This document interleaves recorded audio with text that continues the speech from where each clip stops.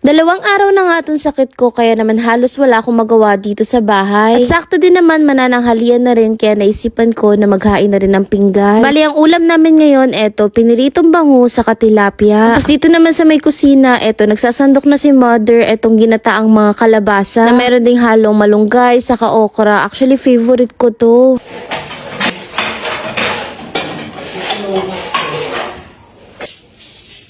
Bali, dinagdagan ni mother yung luto kasi nandito nga rin yung pinsan kong si Kuya Leo dahil may inaayos sila dito sa bahay. Kinabukasan naman, medyo okay na ako. Nakatulong din tong calamansi juice na ininom ko. Maya-maya naman dumating na tong in-order ko na mga gulay. Bali, in-order ko lang to sa subdivision namin tapos dineliver na dito mismo sa bahay. Bali, bumili ako ng 1 kilong liempo, 1 kilong isaw din ng manok. Sa gulay naman, 2 tali ng kangkong. Tapos ito naman, 30 pesos na kalabasa. Tapos bumili din ako ng 1 buong repolyo para din to kay banana. Bukod dyan, bumili din ako ng 1 kilong bangus. Nananghalian na nga kami kaya nagpunta na ako sa kusina para kumuha ng ulam. Bali, ang ulam namin ngayon, eto, sinigang na baboy. Request ko talaga to kay mother kasi gusto ko humigop ng mainit na sabaw.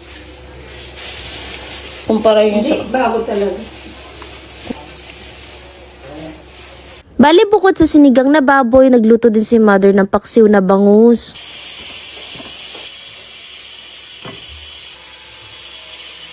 Maya-maya naman tinawag na namin si daddy sa kapinsan ko para makakain na ng pananghalian. Katapos nga kumain, umakit kagad ako dito sa may kwarto para mag-check ng mga emails. Halos 2 araw kasi ako may sakit kaya ang dami kong pending ng mga video. Sa totoo lang, medyo gumaan din yung pakiramdam ko nung nailigo ko na rin.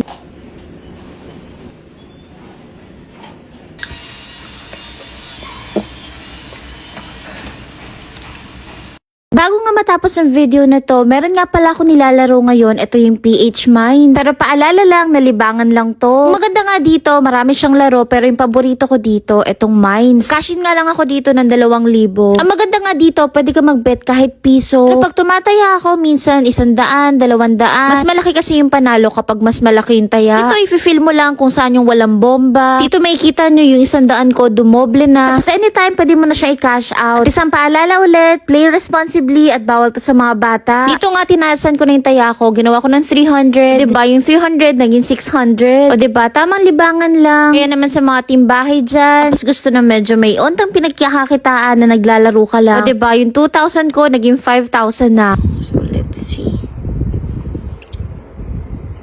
Yun.